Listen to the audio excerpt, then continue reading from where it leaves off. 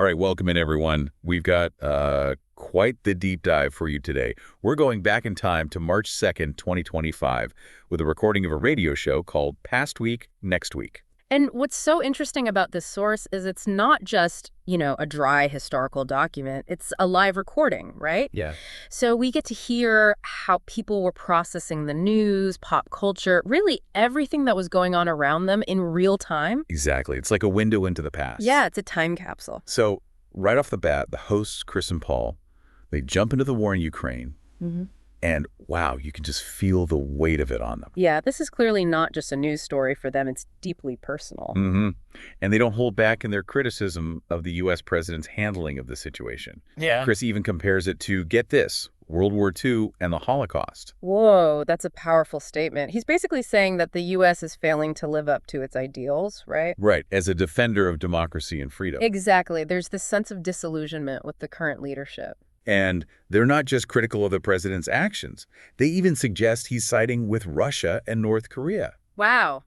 That's a pretty bold claim. Yeah, but it shows how deeply troubled they are by what they see happening on the world stage. Yeah, it's like they're questioning America's role in the world. Right.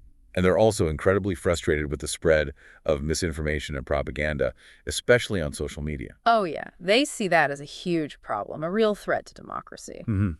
But it's interesting, they contrast that with the idea of U.S. aid, which they seem to view as a positive force in the world. Yeah, they make the case that it's not just about helping other countries, it's about strengthening America's own security and economy. Right, it's about global interconnectedness. And they're pushing back against this idea that America should just focus on its own problem. Absolutely.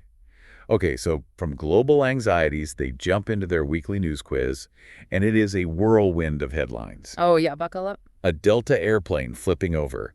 A measles outbreak in Texas. They even mention the restructuring of government agencies like the ATF and USAI. It's a real snapshot of the news cycle back then. And then they can't resist throwing some shade at President Trump's promises made, promises kept segment. Oh, yeah, they're pretty cynical about that. Especially the measles statistic. Like, okay, you kept that promise, but at what cost, right? They're definitely encouraging listeners to think critically about the information they're being given. For sure. But then amidst all this serious news, we get this random anecdote about Paul having donuts at the pub after skipping a workout. See, they're just like us, real people with real lives. Exactly. Okay, now they shift gears to pop culture news, and it's a mix of good and bad. Yeah, life and death, the full spectrum. They talk about the deaths of Gene Hackman, the legendary actor. And Michelle Trachtenberg, who is still pretty young, unfortunately. Right, and it sparks this conversation about legacy, how we remember cultural icons. It's also interesting that the circumstances surrounding Hackman's death are still a mystery. Mm-hmm. Adding to the intrigue. Makes you think about how even those who seem larger than life are still human. Yeah. Subject to the same uncertainties as everyone else. Absolutely. They then lighten things up by talking about the Oscars, which were still a big deal in 2025, apparently. Seems like some things never change. Haha, right. They're especially excited about Dune 2, which makes me want to go back and watch the first one. Yeah, same here. And they're already speculating that Wicked 2 will sweep the awards next year. Oh, so there was a sequel to Wicked. I didn't know that. Apparently so. It must have been a big hit. And of course, they wouldn't be Chris and Paul if they didn't throw in some snarky comments. Oh, yeah, they have to keep it real. They're championing Beavis and Butthead Do the Universe over the actual nominees. Classic. Poking fun at the whole award show system. Love it. And then we get some personal updates. Chris is going on a work trip to New York City. Oh, the Big Apple. And Paul is about to embark on a dog-sitting adventure. Sounds like fun. Yeah, he's a little apprehensive, but, it's all part of life. Right. Oh, and we can't forget about the texter. The text. This listener who chimes in with comments and questions throughout the show, they're a total wild card. Yeah, they really are. One minute they're making hilarious jokes, the next they're giving some pretty questionable advice. Like, drink your own pee, but only twice. Where do they come up with this stuff? Who knows? But it keeps things interesting, that's for sure. It definitely does.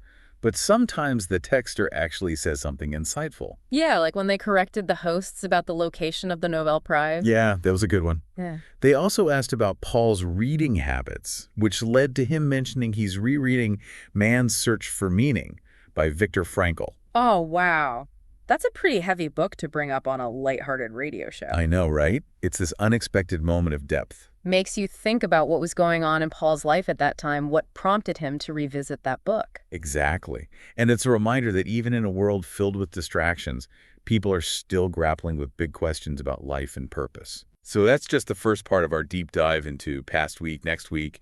We've got a lot more ground to cover, including their take on the Oscars, Chris's New York adventures, and of course, more texter wisdom. Can't wait. Stay tuned, everyone. We'll be right back after a quick break. You know, it's interesting how that question about Paul's reading habits led to such a profound moment. It's like the show effortlessly blends lighthearted banter with deeper reflections on life. Totally. And speaking of blending, remember how Chris and Paul kept mentioning the song I've Never Been to Me? It seemed like a running joke, but also felt like there was something more to it. Yeah, it kept popping up, and now they're actually playing it. As we transition into the next segment, I have to say, this song, even though some might call it cheesy, always had this way of connecting with people, you know? It speaks to that universal desire for self-discovery and finding your place in the world. You know, I think that's why it keeps coming up on the show. It reflects those underlying themes they're grappling with. This search for meaning amidst chaos, the uncertainty of the future. Yeah, the changing world order. And then they question the motives of the caller who keeps requesting it. Are they genuine or just messing with them? It adds this layer of mystery and makes you think about how we interpret art and its impact. For sure. Okay, so as Charlene belts out those iconic lyrics, Chris and Paul remind listeners to rate and review their podcast. A reminder that even back in 2025, audience engagement was crucial, especially in the growing world of podcasts. It highlights the changing media landscape, the rise of online platforms. Creators were already using social media to connect with their audience and build a community. And speaking of social media, they also encourage listeners to join their Facebook page. It's interesting how Facebook, which might seem almost nostalgic now, was still a dominant force back then. Yeah, it shows how some platforms, despite the constant changes in technology, manage to hold on to their influence.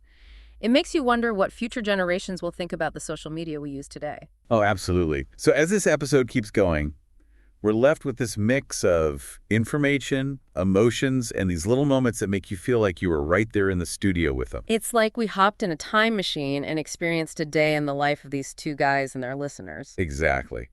And this single radio show captures so much about that moment. The anxieties, the humor, the pop culture, the personal struggles. It's a reminder that history is more than just dates and events. It's about the lived experiences of real people. It makes you think, what will people in the future say about our time? What details will stand out to them? What will they find funny or insightful? It's like we're creating our own time capsule with every choice we make. Now they're moving into a segment called Show Business. This seems to be a regular thing on their show. And they start with the sad news of Gene Hackman's passing, which we talked about earlier. Right, but now they're going deeper into his career, highlighting those iconic roles and what made him such a captivating actor. It's like they're paying tribute to his legacy and reflecting on the mystery surrounding his death. Yeah. Like, will we ever know the full story? It's a reminder that even in the age of instant information, some things remain unknown. And then things get even more somber as they announce the death of Michelle Trachtenberg, way too young at 39. You can hear the sadness in their voices as they discuss her career and the tragic loss of such potential. Yeah, and her family declining an autopsy adds another layer of mystery. Makes you reflect on the fragility of life. It really does. But they then shift gears to a lighter topic, the Oscars. It's fascinating to hear them break down the nominations and share their predictions. They seem especially excited about Dune, too, so it must have been huge in 2025. Makes sense. They also mention a film called The Brutalist, which we call visually stunning, but a bit slow. It's interesting to see how their tastes compare to ours. Yeah, it gives us a sense of how cinematic trends have evolved. And of course, they can't resist making fun of some of the nominees. Their commentary on Honora, the movie about a female warrior, is hilarious. They joke about how every year there's that one Oscar bait movie. It's a reminder that even awards shows can be subject to satire and humor. People were already critiquing the entertainment industry back then. And right in the middle of their Oscar talk, the texter chimes in with a random fact about the award's origins. Completely off topic, but so texter. Those unexpected moments are what make the show so fun, unpredictable, and engaging.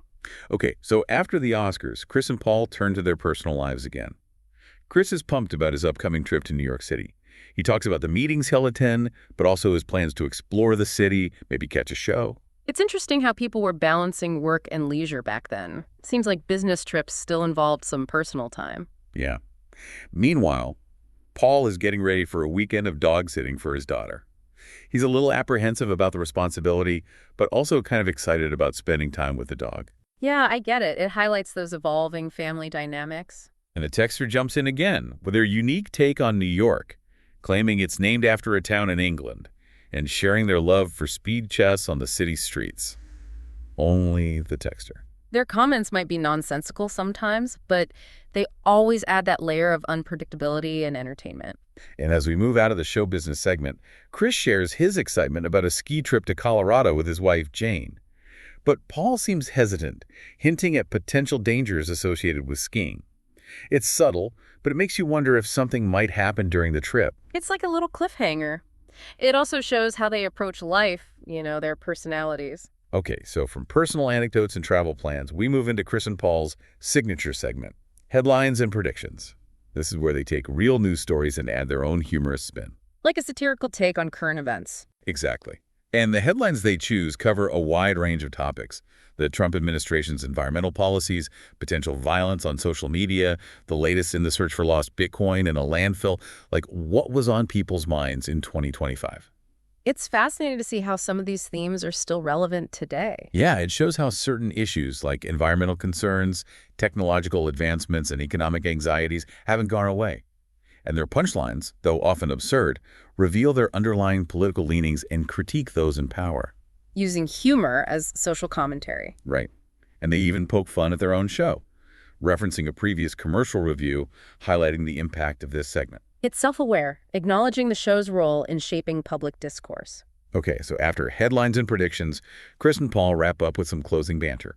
Chris lays out his plans for his New York trip, specific restaurants, neighborhoods he wants to explore. It's like a little 2025 travel guide to New York City. And Paul talks about his upcoming dog-sitting duties.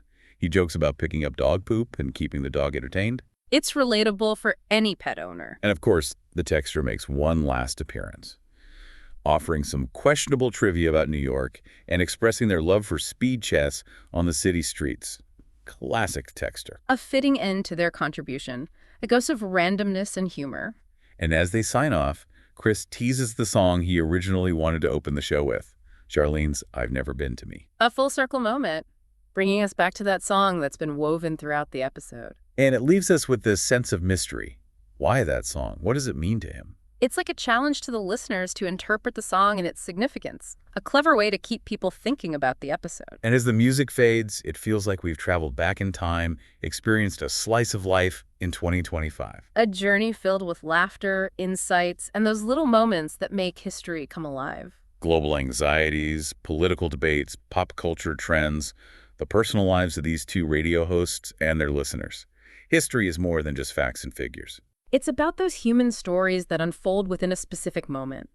And as we move to the final part of our deep dive, we'll continue exploring those stories, unpacking the deeper meanings behind this episode of Past Week, Next Week. As we wrap up this deep dive into Past Week, Next Week, I'm really struck by how much this one radio show tells us about life in 2025.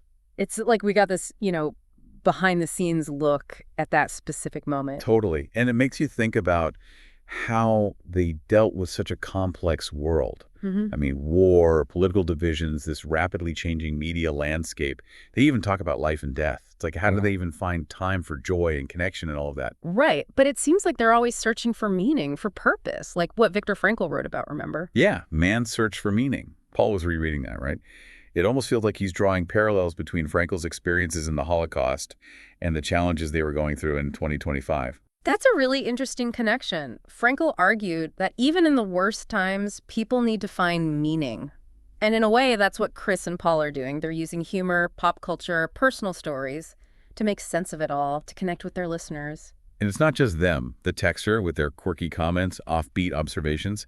They're part of that search for meaning too. Yeah. Even if it's kind of nonsensical. It shows that even with all the chaos and uncertainty, people still want to connect, to belong. Absolutely. And that's one of the key things we can take away from this deep dive. History isn't just about big events and famous people, it's about the everyday lives and experiences of regular people. Yeah, how they lived their lives, found meaning, connected with others. It also makes you think, how will people in the future see our time? What will stand out to them? What will they laugh at? Right. Or what will they struggle to understand? It's like we're leaving this trail of clues for them to find. Yeah, like a digital time capsule. Exactly. I think they'll be fascinated by how we dealt with social media, the growing political divide, the role of technology in our lives.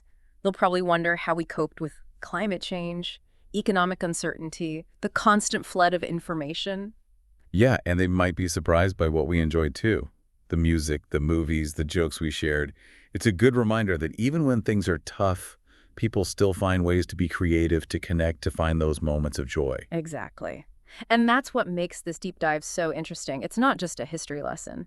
It's a glimpse into what it means to be human. It's a reminder that we're all part of this story, and what we do shapes the world for future generations. So as we finish up this episode, we want you to think about your own place in history. What stories are you telling? What impact are you making? And what will you leave behind for others to discover? Thanks for joining us on this deep dive into past week, next week. We'll see you next time.